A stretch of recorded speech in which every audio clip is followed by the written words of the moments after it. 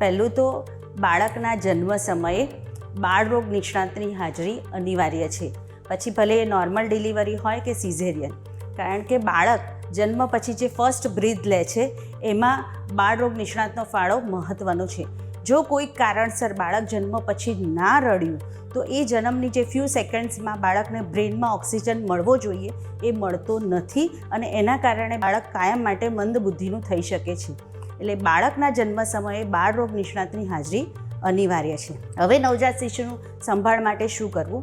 તો પહેલું, બાળકના શરીરનું ટેમ્પરેચર જાળવવું જોઈએ. અંદર બાળકના શરીરનું ટેમ્પરેચર ઓછું હોય છે. બહાર નીકળ્યા પછી બાળકને 35-36 ડિગ્રી ટેમ્પરેચર રાખવું જોઈએ. એના માટે જો ઠંડક હોય તો પ્રોપરલી રેપ કરીને રાખવું જોઈએ.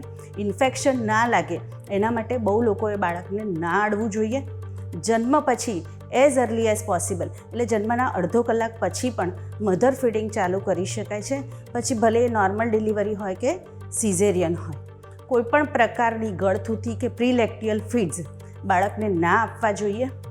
જન્મ પછી તરત બાળરોગ નિષ્ણાત દ્વારા વિટામિન કેનું ઇન્જેક્શન બાળકમાં આપવામાં આવે છે. એ બહુ જ અત્યંત જરૂરી છે.